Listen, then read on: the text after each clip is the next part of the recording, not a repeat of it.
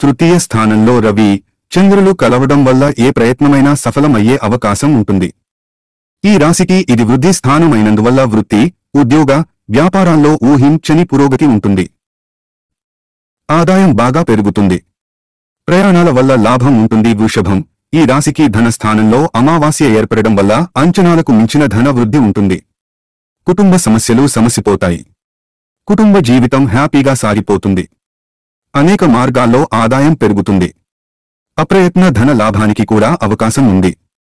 సింహం, ఈ రాశికి లాభస్థానంలో రవి, చంద్రుల కలయిక ఏర్పడడం విపరీత రాజయోగాన్ని కలిగిస్తుంది.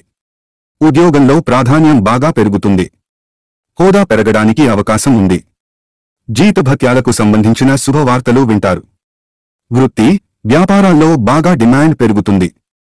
ప్రతిభా పాటవాలకు మంచి గుర్తింపు లభిస్తుంది. కన్య, ఈ రాశి వారికి దశమ స్థానంలో అమావాస్య ఏర్పడడం వల్ల ఉద్యోగంలో సానుకూల మార్పులు, శుభ పరిణామాలు చోటు చేసుకుంటాయి. ఉద్యోగంలో స్థిరత్వం ఏర్పడడంతో పాటు ప్రాధాన్యం బాగా పెరుగుతుంది. ఉద్యోగులకు విదేశీ ఉద్యోగావకాశాలు కూడా అందివస్తాయి. వృత్తి, వ్యాపారాల్లో యాక్టివిటీ బాగా పెరుగుతుంది.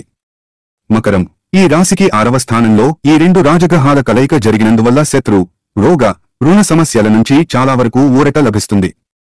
ప్రముఖులతో పరిచయాలు పెరుగుతాయి. బంధువుల వల్ల అనేక లాభాలు కలుగుతాయి. నిరుద్యోగులకు ఇష్టమైన సంస్థలో ఉద్యోగం లభిస్తుంది. వ్యాపారాలు నష్టాల నుంచి క్రమంగా బయటపడతాయి. కుంభం, ఈ రాశివారికి 5వ స్థానంలో ఈ రవి చంద్రులు కలవడం వల్ల ఆదాయం దినాభివృద్ధి చెందుతుంది. ఆర్థిక సమస్యలు బాగా తగ్గుముఖం పడతాయి. ఉద్యోగంలో ప్రతిభా పాటవాలకు ఆశించిన గుర్తింపు లభిస్తుంది. కొత్త నైపుణ్యాలను అలవరుచుకుంటారు.